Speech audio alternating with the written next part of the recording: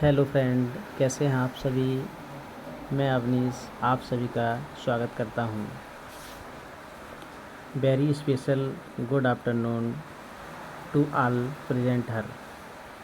जैसा कि आपको पता है कि आज का हमारा इम्पोर्टेंट टॉपिक है important part of the constitution, संविधान के महत्वपूर्ण भाग पर मैं चर्चा करूंगा। तो आपको अच्छे से समझा पाऊंगा, तो आपको अच्छे से समझ में भी आएगा। जैसा कि आपको पता है कि पार्ट 1 संविधान का भाग 1 ये कहता है कि संघ और उसका राज्य क्षेत्र, संघ और उसका राज्य क्षेत्र। भाग 1 अनुच्छेद 1 से 4 तक इसमें वर्णन किया गया है। उसके बाद भाग आता है हमारा 2, जिसमें सिटीजनशिप पर बात की गई है, यानी कि नागरिकता पर। अनुच्छेद 5 से लेकर 11 तक इसका वर्णन आता है सिटीजनशिप का। उसके बाद नेक्स्ट पार्ट हमारा है पार्ट 3, कह सकता हूँ कि भाग 3 में मौलिक अधिकार को दर्शाया गया है, फंडामेंटल राइट्स, जो आर्टिकल्स 12 से 35 तक हैं। कह सकता हूँ कि अनुच्छेद 12 से लेकर 35 तक फंडामेंटल राइट। उसके बाद नेक्स्ट पार्ट हमारा आता है भाग 4। भाग 4 में राज्य के नीति निर्देशक तत्व पर वर्णन किया गया है, जो अनुच्छेद 36 से लेकर 51 तक आता है।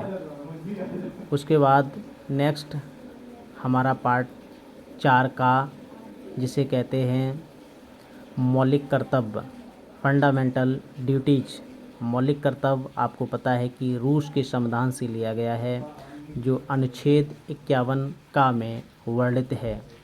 आपको ज्ञात होगा या नहीं होगा, मैं बता देता हूँ।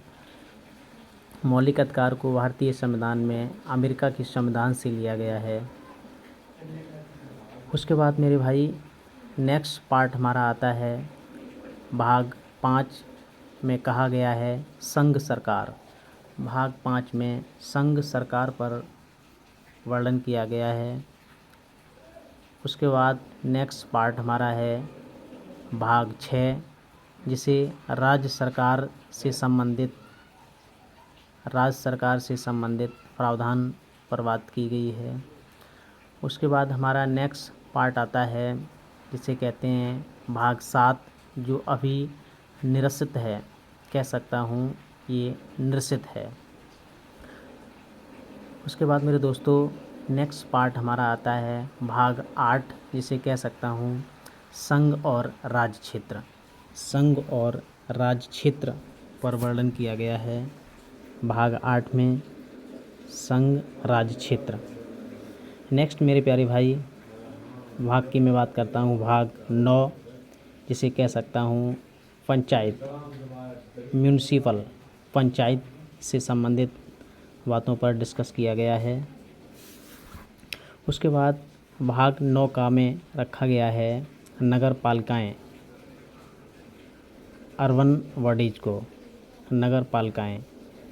भाग 9 खा में सहकारी समितियों पर बात की गई है, इम्पोर्टेंट सहकारी समितियाँ। उसके बाद भाग 10 में अनुसूचित और जनजातीय क्षेत्र पर वर्णन किया गया है, एससी और एसटी पर विचार रखा गया है। नेक्स्ट हमारा पार्ट आता है भाग 11, संघ और राज्यों के बीच संबंध। संघ और राज्यों के बीच संबंध महत्वपूर्ण हमारा ये पार्ट है, यहाँ से परीक्षा में प्रश्न पूछा जाता है। नेक्स्ट पार्ट है हमारा भाग 12, भाग 12, वित्त, संपत्ति, संविदाएं और बात। ये एक बार आरओ और एआरओ के एग्ज़ाम में ये सवाल पूछा गया था। इम्पोर्टेंट पार्ट है हमारा वित्त, संपत्ति, संविदाएं और बात पर बात की गई है।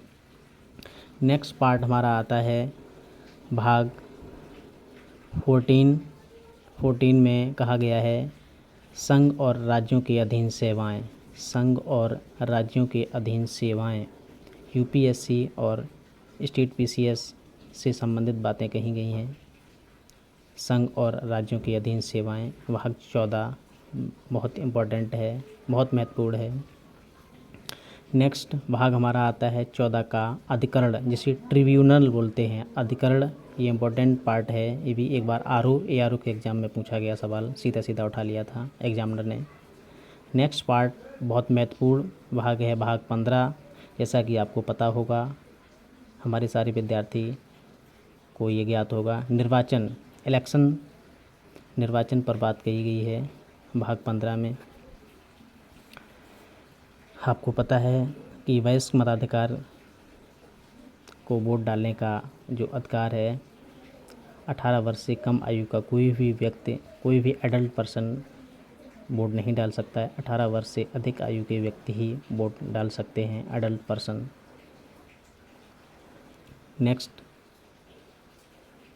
पार्ट हमारा है भाग 17 राजभाषा से संबंधित है। बहुत महत्वपूर्ण ये पार्ट है, परीक्षा में बहुत बार रिपीट हुआ और पूछा भी जा चुका है और पूछा जाएगा भी आने वाले वनडे एग्ज़ाम या कोई भी कॉम्पिटिटिव एग्ज़ाम में। नेक्स्ट पार्ट हमारा है 18 आपात उपबंध ये जर्मनी के कॉन्स्टिट्यूशन से लिया गया है। पार्ट 18 3 प्रकार के आपात उपबंध होते हैं।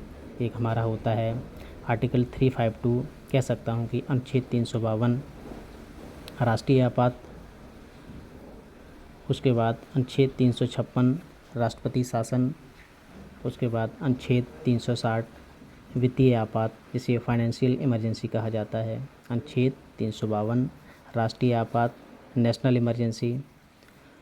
अनुच्छेद 356 राष्ट्रपति शासन, प्रेसिडेंशियल इमरजेंसी। और अनुच्छेद 360 financial emergency. Financial emergency article 360 को अभी तक कभी लागू नहीं किया गया है और ऐसा अभी तक ना हुआ है और होने की अभी तो संभावना नहीं है।